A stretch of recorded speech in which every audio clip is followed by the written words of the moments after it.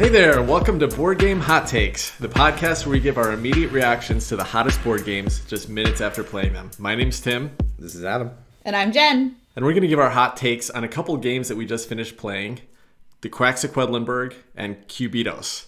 Now, we're going to do this a little bit different than normal. We're going to give descriptions of the game, we're going to talk about the game, and then I'll move into the second one. But then we're going to do a little bit of a comparison, a little versus, if you will, at the end of this segment, because Quacks of Quedlinburg and Cubitos have a lot of similar DNA. They feel very similar. So we want to kind of talk about them, what we like about each of them, what are different, and which are our favorites after playing both of them in one night. So Jen's going to join us for the first segment of Quacks, but she wasn't able to play Cubitos with us, so she may or may not sit around and chat with us, but she won't have much input into actually playing that one. All right, so let's get started. Let's talk about the Quacks of Quedlinburg, and I'll jump in with a description of the game. In the Quacks of Quedlinburg, you play as quack doctors trying to brew the best potion and sell it to unsuspecting buyers. But be careful, because if you throw the wrong ingredients together, it could explode on you. Each player's player board looks like a bubbling cauldron with a track that starts from the center of the cauldron and spirals out. You have a water droplet token that starts the game in the center space of the track. Players will simultaneously pull ingredient chips out of their bag and place them on the cauldron until they choose to stop. They will place the chip a number of spaces away from the water droplet or previous chip based on the number on the chip that they just placed. Each player starts with a bunch of white cherry bomb chips in their bag, and at any time if the player has placed white chips with a combined total value of 7, then their pot will explode. After all players have stopped drawing chips or their pots have exploded, then the players that got the furthest and didn't explode get to roll a bonus die and get a bonus. After that, players will get victory points and buying points as listed on the next visible space in their pot, as well as a ruby if shown. If the player busted, they can only take victory points or buying points, but not both. The players then use their buying points to buy new ingredient chips to add to their bag. There are always 7 different color chips available, and they cost differently based on the number on the chips. Each of the ingredients have different abilities, and these will change game to game depending on the ingredient books that are selected at the start of the game. At the end of the round, players can choose to spend 2 rubies to move their water droplet forward 1 space so that they're starting further into their pot. At the beginning of the next round, players that are further back on the victory point tracker will get a temporary boost in their starting position for that round based on the number of rat tails shown on the score tracker between them and the leader. The player with the most points at the end of the 9th round is the winner. The Quacks of Quedlinburg was designed by Wolfgang Warsch and is published in the US by CMYK. Let's talk about the gameplay and mechanisms of the Quacks of Quedlinburg. This is a game that I have been playing a lot of the last few weeks. My family's been enjoying it, so I probably got about 15 games of this in. Jen's played a few. Adam, you got to play tonight for the first time, so you got your first 2 games of the Quacks of Quedlinburg in. So why don't we start with you? Any gameplay or mechanisms that stood out to you here? First of all, it seems like I'm always the guy that's like playing the game for the first time. So I don't know what that says about me. I just don't play that many games, I guess. I don't know. Pick up your game, man. Pick up my, you just gotta get my gameplay. I think it's Tim's evil plan to be the expert. So if Tim wants to be the expert, you have to be the newbie. Right? Run all the experiments on me. Anyway, so what did I think of the mechanisms of Quacks of Quedlinburg? This game was fun. It's just a lot of fun push your luck. That's kind of the thing that stands out is the push your luck element to this game. You're building your bag with these different little elements of witch's potion, and then as you're pulling them out, you're trying not to bust or overdo it with these, they call them cherry bombs. But once you pull out a certain number of these cherry bombs, your potion explodes. It becomes too unstable. That's kind of a fun gambling push your luck mechanism. And it does it in a pretty fun way. So that's the thing that stands out to me most. Jen, what do you have to say about the push your luck or other elements of Quacks? I really enjoy this game. The push your luck is fun. Is it a deck building game? Is it a bag building game? Is it a chip building game? We're certainly building something there. I think we can eliminate deck building since there's no deck in it. What I really liked about this game is that it's fun. I like that it's easy. And I like that there's virtually no waiting. And so that's what I think is neat about it. And I also think that the table talk is hot. Like, you're talking, well, we're all talking to ourselves as we're pulling our chips out of our bags, right? We're talking to each other as we're pulling our chips out of our bags and just kind of, complaining or in that fun little way that you complain about when stuff happens that's bad. There's a little bit of swearing going on, but again, it's all in such good fun. So that's what really sticks out about the game, is just the funny, easy nature of it and how easy it just kind of like rolls along. Yeah, and you mentioned that there's not much, like there's no waiting, right? There's no downtime, and that's because basically what you're doing is all at the same time for the most part. And then, once everybody finishes what they're doing, everyone stops pulling stuff out of their bag, then you move into the end ground stuff, and you're comparing, like, here's what everybody gets here, here's what everybody gets here, and then you move to the next round. So it's very much like all happening at the same time. We talked about this actually going way back to Dinosaur World. You remember that, where we're like, man, it's kind of boring because everyone's kind of doing their own thing on their board and nobody else is involved in it. But it just felt like I don't have any involvement in this game, but it feels different here. It feels to me like it's still exciting. My pulling stuff out of my bag, I get through that, but then I'm waiting, and the little bit of time I'm waiting, I get to see what other people are doing. Are they still pushing their luck? Can I goad them into be like, just pull one more chip, Adam? You don't want to stop there. So it still seems fun to me. I'm actually shocked that you even say Dinosaur World with the three of us all on the same podcast right now, because some of us might still have like sweaty nightmares from that gameplay experience. No, it was really fun. But I agree. I think there was just such a difference. Like all the things that we said when we talked about Dinosaur World, it was the exact opposite concept in this one, even though we were kind of like solo playing at times. There is a nice white Jeep Wrangler in this one too. So that's one similarity between Quacks of Quedlinburg and Dinosaur World. I mean, did you pull that one out of your bag? I didn't see it. It never came out of my bag, not even once. Yeah, I pulled it out. That's why I kept busting. I kept pulling out a big old Jeep Wrangler to try to fit in the pot. It was a Jeep Wrangler with the license plate that read Cherry Bomb on the back. Tim, were you going to say something serious? Go ahead. That's fine. Yeah, no, I was just going to talk about a game player mechanism, which is kind of the point of this segment. No, I just wanted to mention the thing that I actually really like the most about this game. It's a fairly light game. It runs pretty slick. You got a little bit of like getting to make choices in between rounds about what you're adding to your bag. That's fun. The best part about it, though, is that each of the chips that you buy have a different effect on them. And so there's 7 fun choices to make every round, but it even gets better because the next time you play, you swap out those recipe books, and all those chips do something different the next round. So I just like every game getting to reevaluate what's important, what's the most valuable chip for me right now, what I want to add to my bag right now. It's fun choices. Are they important choices?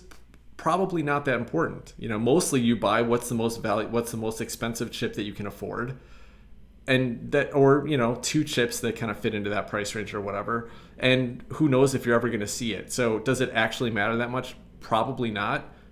But it's still it's a fun decision point. I like it. I like the variety that comes up with it. I think that I feel a little differently about it. When we first started talking about this game, you're like, you leaned really in our conversations on the fact that it was really luck based. Push your luck might be in the theme or the type of game it is, but I look at it as there's so much variety, there's so much replayability. With that much variety and that much replayability, I just think that there is strategy going in there. Because I think one time during the game tonight did I look and see I'm just going to buy the most expensive one. And I don't even think it was a buy. I think it was like I got a bonus token and I was like, okay, based on the bonus, I'm going to take the highest cost 2-point token. With the other ones, I kind of went with strategies. Like in the first game, my strategy was blue skull people, whatever they're called, all day long. And that really did pay off in the end because I ended up in second place on that game. And so blue skull people for me in that game, I ended up in second place. Nobody but Steve was going to win that first game, so I call that second place a hard victory. And then the second time, my strategy was, oopsie, I didn't get one early enough, and then it was going to go nowhere. So, but yeah, I think that strategy's big in it. First, Jen, you have a strange definition of hard victory. I do agree. I think there is an element of skill here. At least there's a big element of lack of skill, because I think I was very dead last in the first game, and I was heading towards dead last in the second game, and I had the least experience with this game. I could tell you guys, every other player that was out there was either trying harder or just knew more about what they were doing. You know what? That happens in so many games that I play. It's so weird. I think there is, at least a tiny bit of a skill ceiling in this game. Tim, you have thoughts? I'm not saying it's completely pure luck. I will say that I think in some of my early plays of this, I was feeling like, even though I was enjoying the play experience, that it really came down to the luck of the last round.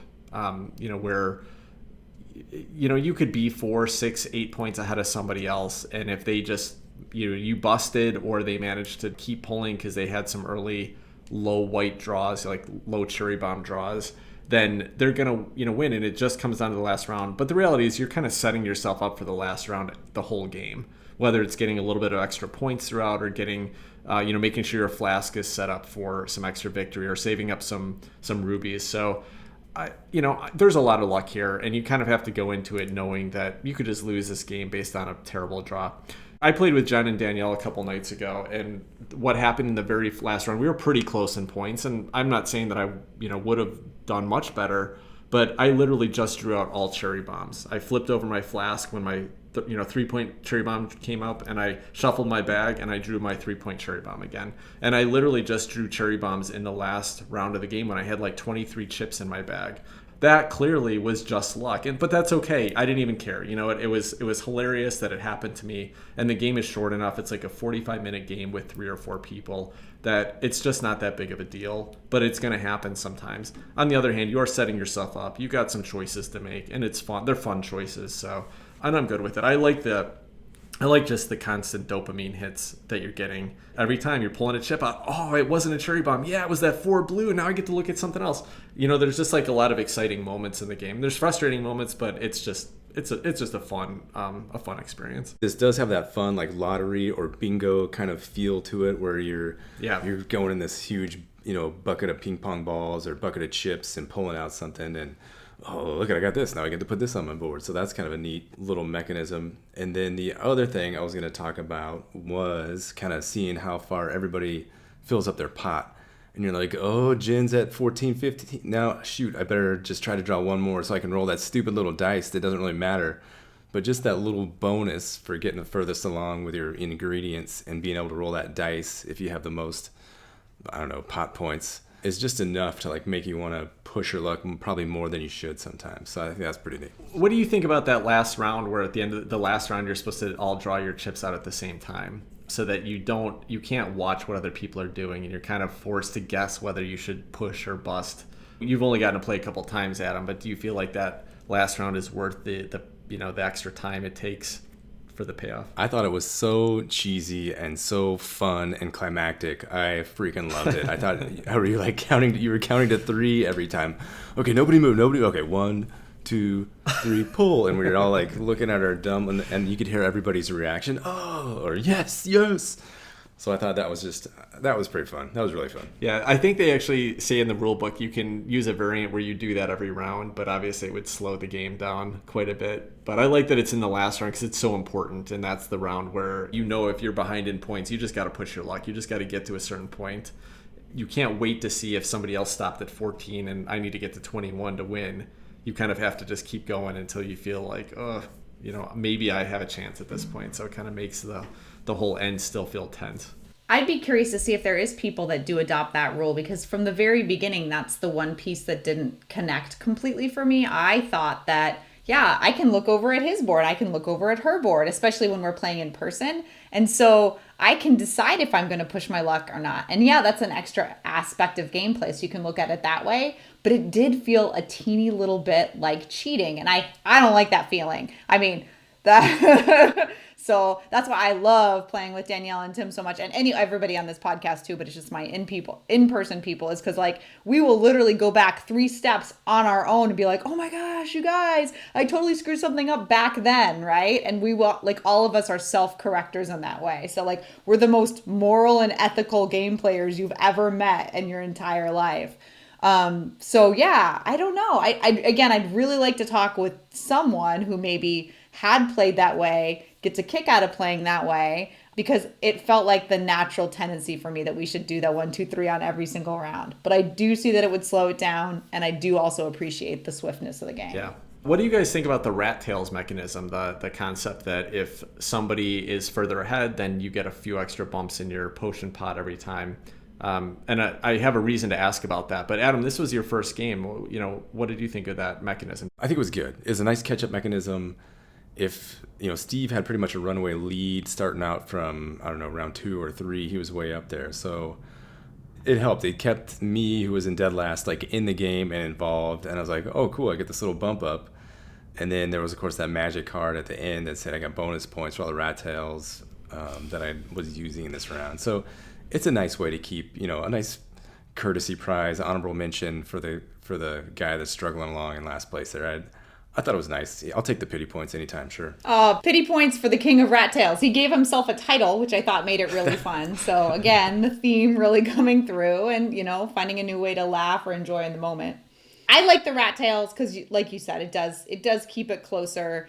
It does feel a little funny when all of a sudden you're right behind someone who's been killing it the entire game. But I don't know, with such a light and fluffy fun game, I can't imagine. It might be a little bit hard to stay engaged if you figured out you were 20 points behind because you busted a couple times. Like, where's the value? Where's the incentive to actually push your luck at that point in time? I think it would be a lot less of a risky game if the Rat Tails didn't exist. Yeah, I agree. I think the Rat Tails are really important. The reason I asked what you guys thought of it was that, like, you saw Steve tonight. This was his second play ever.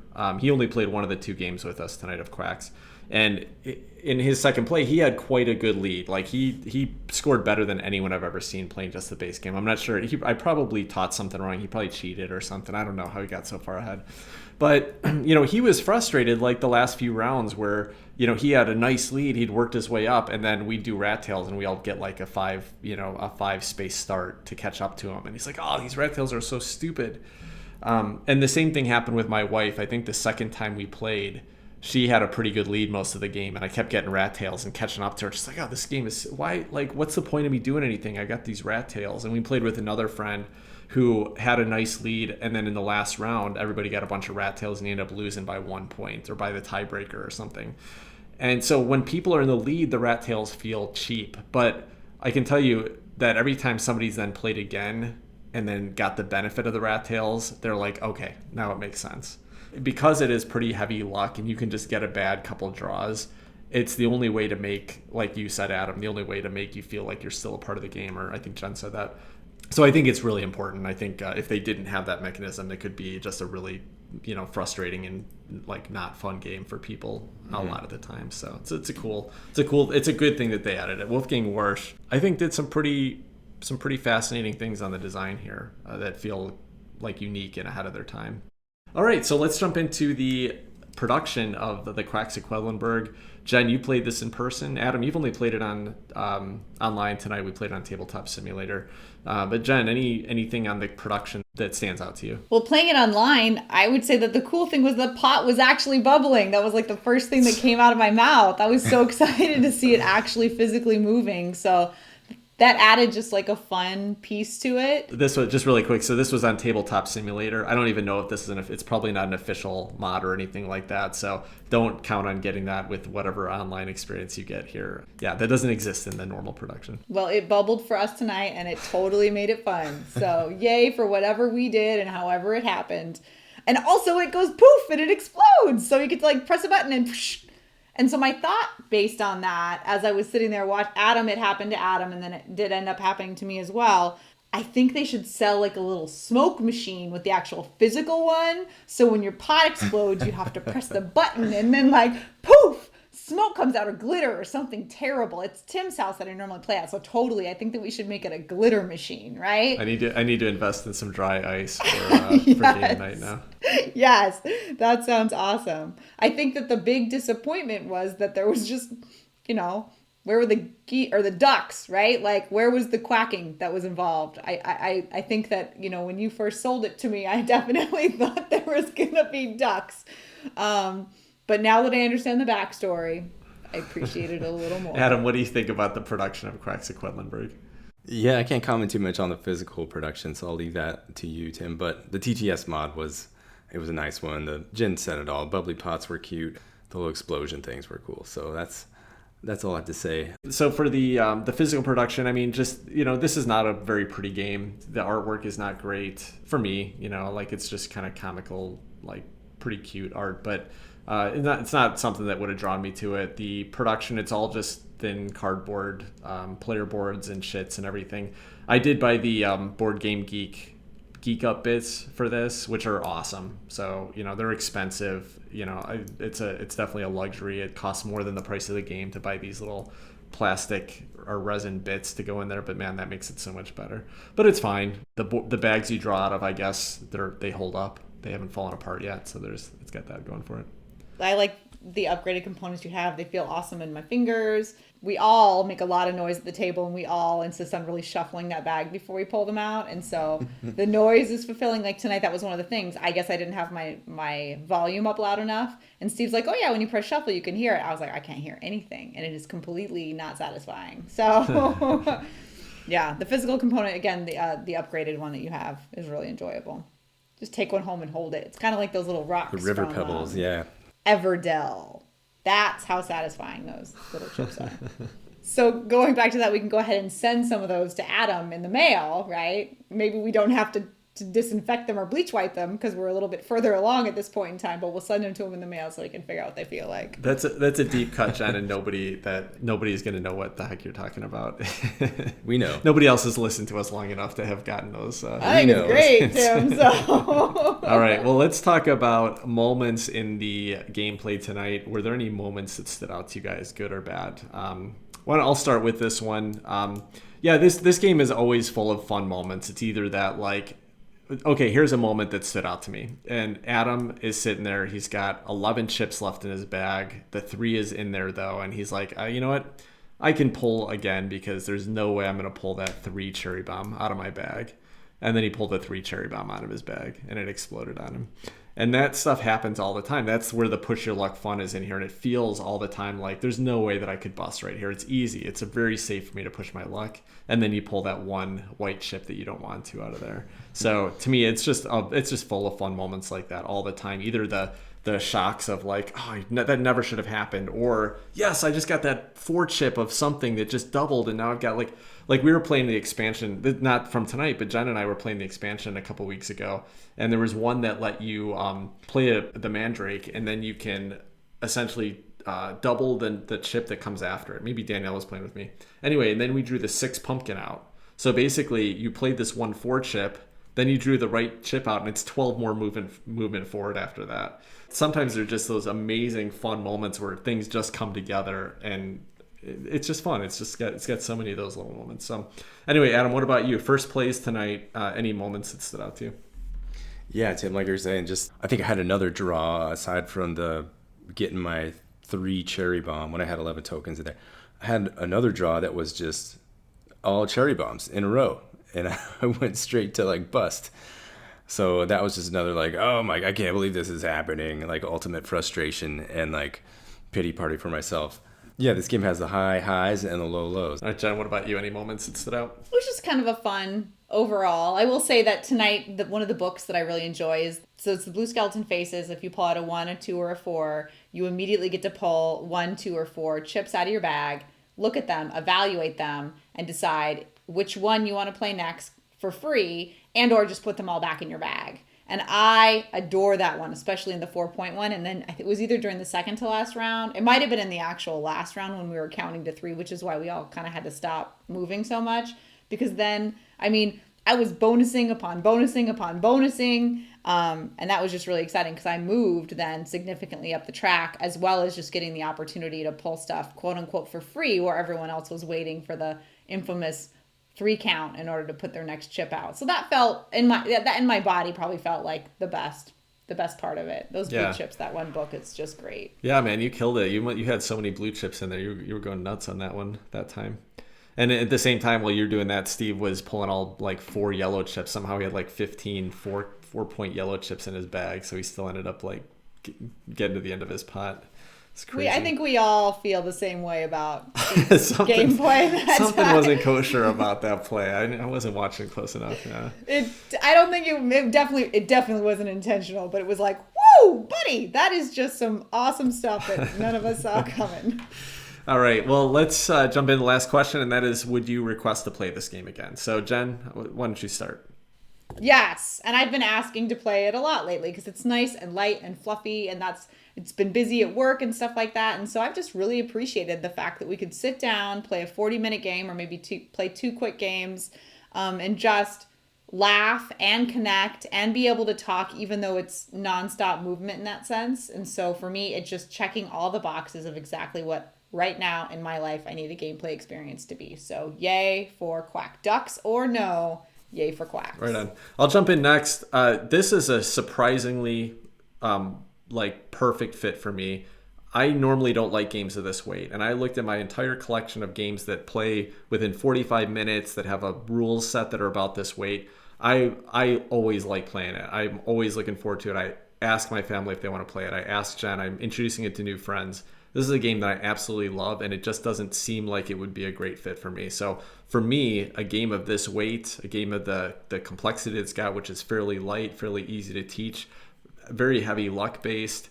I love it. I think it's just the engine building and the little dopamine of the pulling stuff out of the bag and getting exciting hits. It just feels like a fun time every single time I play it. So I will definitely be requesting to play this one a whole lot more. I'm super glad that I discovered it, fairly recently, but can't wait to play more. What about you, Adam? What do you think of Quacks on your first night playing? I'm not going to mix any opinions together. I'm just going to stick with the opinions that you guys have brought already and say this game is fantastic. It fits that right in between that 45-minute and an hour play length. It's fun. It's so fun. You're just drawing stuff and pushing your luck, and it fits the bill. And you don't have to think too hard. You're not going to be brain burning and trying to out strategize and stab people in the back or do this or do that. It's just a fun game, a fun 45 minutes to hang out and have a good time. So absolutely, I would totally request to play this game again. Yeah, nice. I'm glad you liked it. I wasn't sure if you would. It's one of those ones where I wasn't sure if it was a good fit for you either, the kind of the weight that you would want to play, but glad you had a good time with it. I think that'll wrap up our thoughts on the Quacks of Quedlinburg. So we're going to jump in and talk about another game, Cubitos, right after this.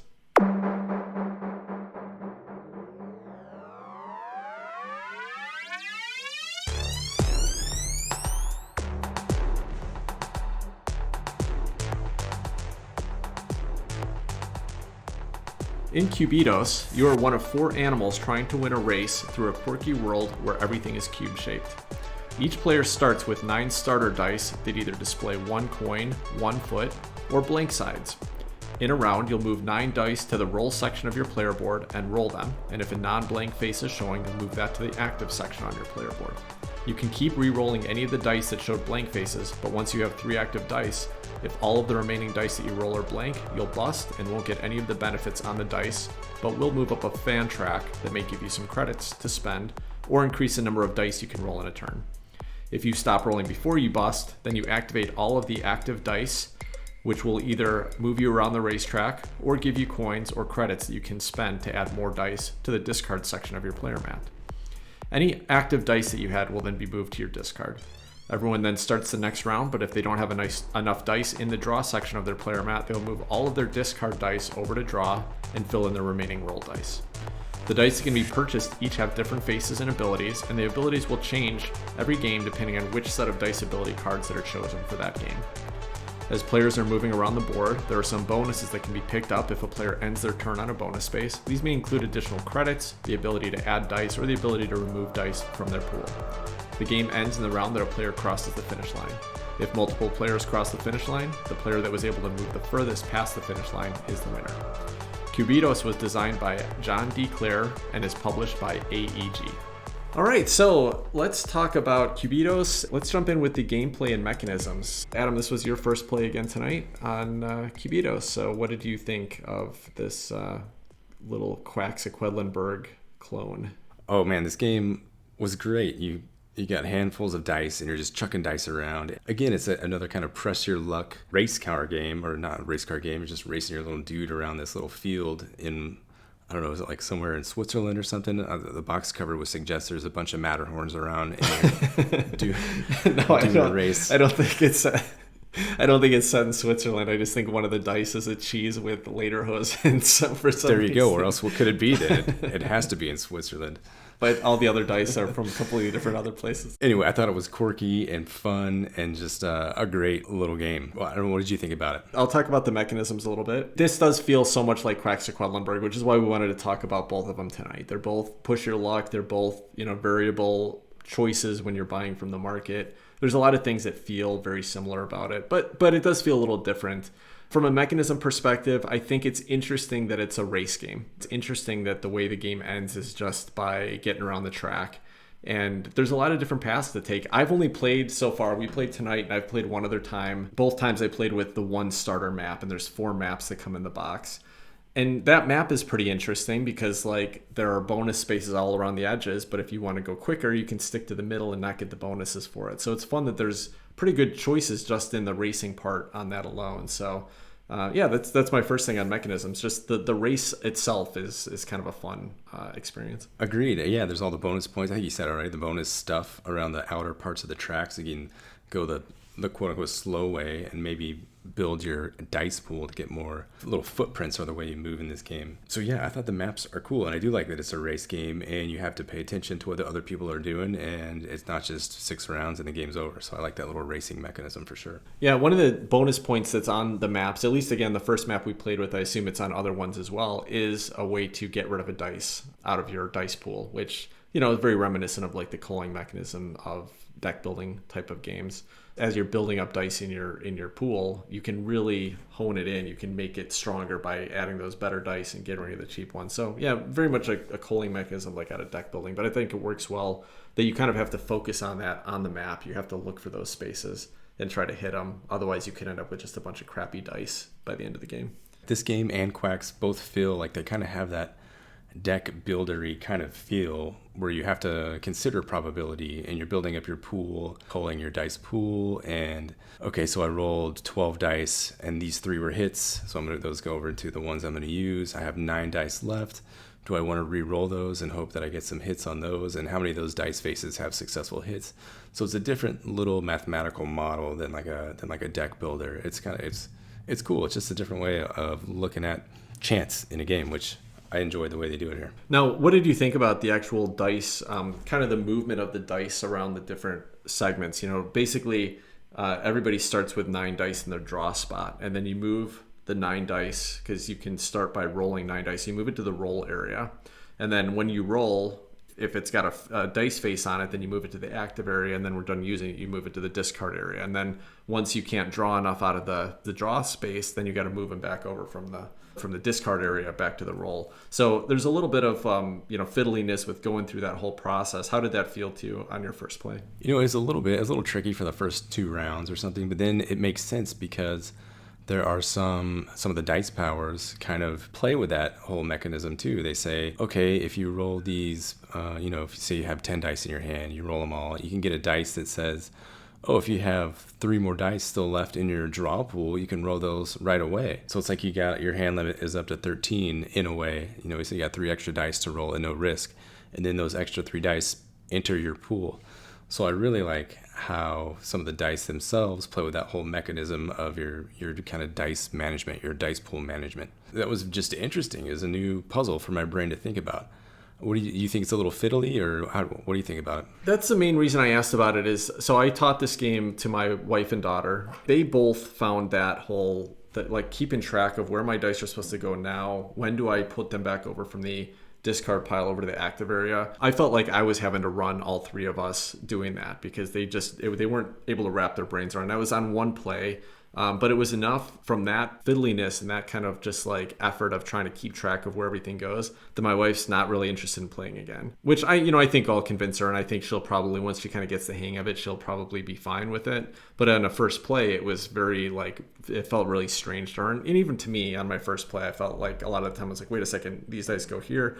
The other thing that happened in person, which we didn't happen, we played on Tabletop Simulator tonight, but in person, you've got all these dice in these different sections of your board, and you're going to pick up 11 dice and roll them on the table. Where do you think they go? Half of them end up bouncing back and rolling into the sections, where you've got them out on the board. Yeah. So it's a bit, they probably shoot everywhere. You almost need little dice trays, little dice holders, or roller cups. Yeah, cups to roll them out and just turn them over or something like that. You probably could get some fancy dice rolling upgrades for for your collection there. And I almost think it would be almost necessary. I mean, not necessary, but it would definitely, keep things easier, because it happened several times in the, when we played in person, where somebody rolled dice and like, wait a second, was that dice one of my active dice, or was it, So there's just a lot to kind of track there with where the dice go and how they get rolled and everything. Mm-hmm. That was my personal biggest complaint about it, and just the experience it created for the other new players that I taught it to that time. I don't think that's something that's going to be a problem after repeated plays. But yeah, that was one thing I was curious about for you. Yeah, I can totally see that. So here tonight we're on TTS, so you just highlight the dice you want to roll and hit R a couple times. They fly up in the air and they basically land in a little small section right on the spot where you initially rolled them. So there wasn't dice shooting all over the place. So then maybe that's like a little bit of an advantage of TTS over a real person playing of Cubitos. But I think it's definitely, if you're going to have this much dice in a game, it's definitely worth having some landing pads for the dice or some cups to roll and kind of manage where they're going to be going all game. Yeah.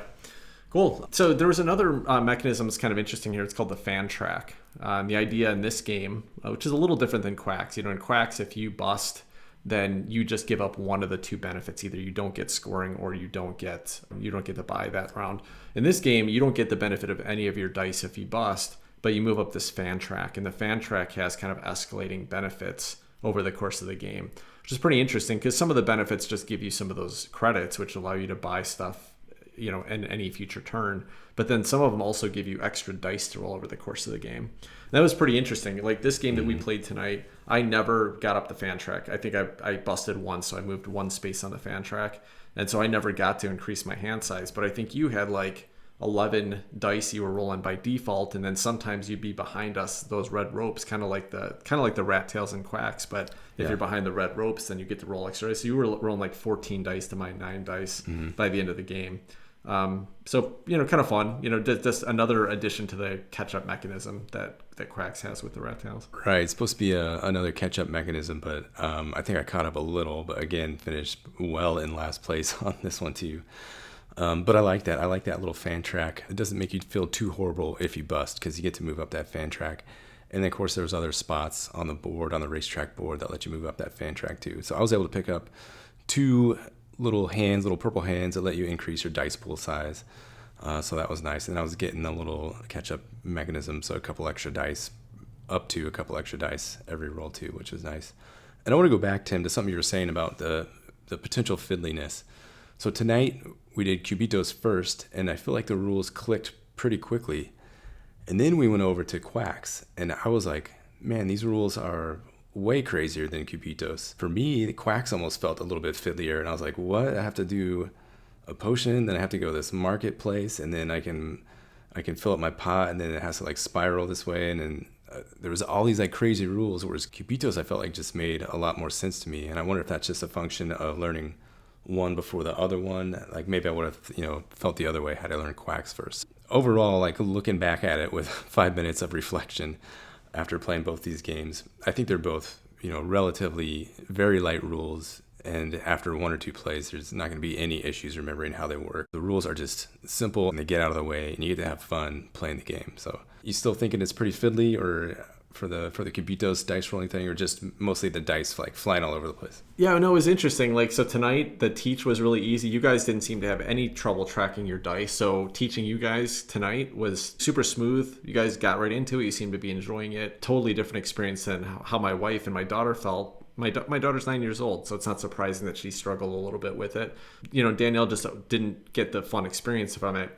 So I don't think it's too fiddly at all. And like I said, I think after a play or two, anyone would kind of get the hang of it. I was just curious how you guys felt, and it seems like it wasn't even an issue for you. So interesting perspective. I'll just say the only other thing I want to say that they really seem to take from Quacks was that when you can buy dice, that there's 6 or 7 different or 8 different types of dice you can buy. And it's so fun that the dice all have different effects and different costs. And it's just like Quacks of Quedlinburg. And then in between games, you can switch out for a different set of dice effects. I just love that. There's something about that just is, it's so fun. It makes the decisions so fun and interesting every time. So the same dice have different powers from game to game, depending on what you use as their little power card or whatever. So that's neat. And is there 7 for each color dice. Is that right? 6 or 7, or is it? Yeah, I know there's 7 different ones in there. I don't remember how many dice are. I think there might be like 8 dice, but there's definitely 7 different 7 cards for each color. You can pick from each of them. That's pretty cool. That's really cool. Yeah. Looking at the rule book right now, there's 8 different ones there. 8 different color dice. All right, cool. Yeah. So why don't we jump into production? Adam, what do you think of Cubitos production? Again, I've only played online, and I've seen pictures of the actual production. So I've heard there's like some flimsy boxes that kind of come with it, get some complaints. But other than that, it's just dice and a board and pretty simple stuff. But it looks like the artwork, I think, is cute, like really, really cute. I think Chris would be upset that the theme just doesn't make any sense. But it doesn't need to make sense. It's just fun. These the funny names as Smelly Cat or whatever they are, and then like Tough Cheese or whatever this guy's name is, Yodeling Cheese. It's just fun. It's just nonsensical, funny dice racing around a track. So I think it's just great. Yeah, I love the production in this. Somebody came up with the clever idea that you're rolling all these dice, so then this whole world has to be full of cubes. So your little racers are kind of cube-shaped animals. There's a little elephant and a tiger and a sheep and a monkey, but they all have kind of cube shapes. The maps are all the spaces on the maps, of course, are squares, and so it makes the whole world look kind of cubish. And then when you're actually buying dice, what it is, that's supposed to be your support team.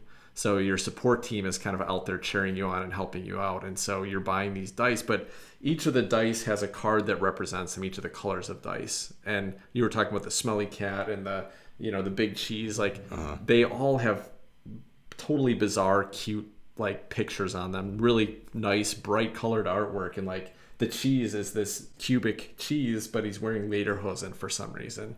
And then there's this dinosaur that's like a brontosaurus, but he's just a cube with just the brontosaurus neck sticking out.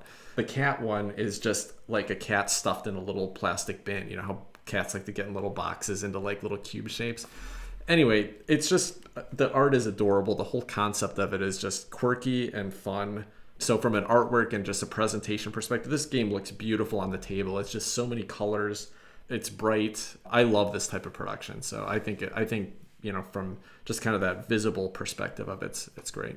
Agree. It's just very appealing to look at. Yeah, totally is. Yeah. One thing I want to mention before you go on, Tim, is the racetrack. It's not a strict grid in that from top to bottom there's a slight offset. So you can move diagonal even though it's from square to square. So there's imagine a brick wall, how it's not just the bricks are staggered, I guess. So you can move diagonally forward and down.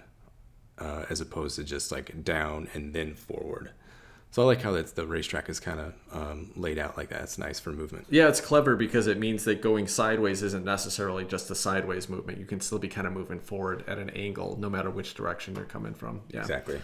So it doesn't feel like you're giving up a lot to kind of move to the side and try to catch a bonus or whatever. You mentioned that you'd heard some reviews about the flimsy boxes. Mm-hmm. So basically what those are is that they came with a whole bunch of little kind of foldable boxes that are supposed to be dice holders, and then when you take the dice out to play, you flip them over and there's a little bit of a lip on it so that the dice are sitting up in these little stadiums that sit all the way around the board. And then the dice boxes that the dice are sitting in, it shows the 6 sides of the dice printed on it. So it's really easy to see whenever you look at a dice across the table, and these, there's 8 different dice that kind of just surround the board, and you can look across the table and say, oh, that brown dice, I can see it's got 2 faces on it. It's got a buy face and then the dog face. So it's really easy to see where everything is, and it just adds to the table presence. Completely unnecessary. It doesn't even save the setup time that much because you have to open up the box, take the dice out, and then put them on the top of the box, close the bottom of the box. But it's a fun presentation, adds to the theme a little bit. They're not a problem with them being flimsy as far as I can tell. Okay. People have complained about being able to put the boxes together. They're pretty easy to assemble. They seem sturdy enough, and now the box is all nice and clean. I don't have baggies. There's no baggies in the box because every single thing goes in one of these little storage boxes that they put in there. And they did it just to be thematic because it's Cubitos, and so that's all cube-shaped boxes. But it's a nice little function. It's like I said, it doesn't help with setup super, as much as if you had things in bins that you just put on the table. But still better than having little plastic baggies that you got to separate out and dump out on the table and stuff. So yeah, I think it's fine. I had no problem with the production here at all. Okay. The dice are all small, but they're all unique engraved dice with different symbols on every single one of them. Bright colors. So yeah, I think it's a pretty cool production. All right, well, let's talk about moments in play, because of course we want to give people a feel for what do these games feel like right after we played it. So this was, again, my second play, your first play, Adam. Mm-hmm. On this play, I didn't feel a whole lot different than I did, and I'll say that this is the one other criticism I have about the game, which is weird because it feels totally different to me than Quacks. It's not very exciting to me. My couple plays of it so far, and tonight was the same. It seems like it should be a tight race, something that's exciting, something that you're just hoping for that last. I guess I did have the last round in this game. Steve and I both were close to the end, and I rolled, and I was like, oh, I don't know, I can get to the finish line, but I'm maybe I should just stop here, because if I bust, I'm not even going to get there. And Steve rolled enough to get to the finish line. I was like, well, I got to roll. I got to push one more time. And I rolled, and I got like 6 more feet on it, and just clearly gave me the victory. So it was kind of a lucky push my luck moment. But that was the only moment of tension I actually felt in the game. I think one of the problems that the game suffers from is that you're racing around this track, but you can't actually get in the way of each other. Because if somebody goes in a space, you can just stop on the same space. You can get the bonus they're in. Through the whole game, it really doesn't matter what my opponents are doing at all in this game, versus at least with Quacks, there are some areas where you're watching for like what chips did they pull out. Maybe I'll get a benefit from it. So I don't know. I want to play it more. I want to try the other boards. I want to try the other dice sets. I've only played with the starter set. There may be some really fun, maybe more interaction. I guess there is the interaction from that little like sword guy, Mr. Soldier, in the first set, but basically where you compare to see who's got the most red dice and get a benefit. But yeah, I haven't found moments of great excitement so far, although I do like buying the dice, and it's fun when you get a good move. Hasn't just felt like super exciting for me. But what about you? Any moments of that stood out to you tonight? I kind of want to disagree a little bit. I think that watching the other player, and you got to keep an eye on them to see how fast they're going around the track. So it is kind of like a race to me. And I kind of like that idea of, that's the in-game trigger when someone crosses the finish line, as opposed to, all right, your 6 rounds are up. Here's how many points you got. It's a game over. I don't know. I think that is like a little interesting, different kind of player interaction that I maybe prefer more than the 6 rounds count your points. As far as moments, I had one, that was strictly, I think I was rolling 12 dice or something, and I rolled and I got 5 or 6 successes. So I had like 6 dice left in my pool, and I was like, well, all right, I'm just going to go for it. And I rolled them all, and boom, those other 6 dice came up all successes. So I had a handful, I don't know if it was 12 dice or however many dice, every dice that I rolled that round came up with the successes. So I was like, yes, this is awesome. So, that was a great feeling.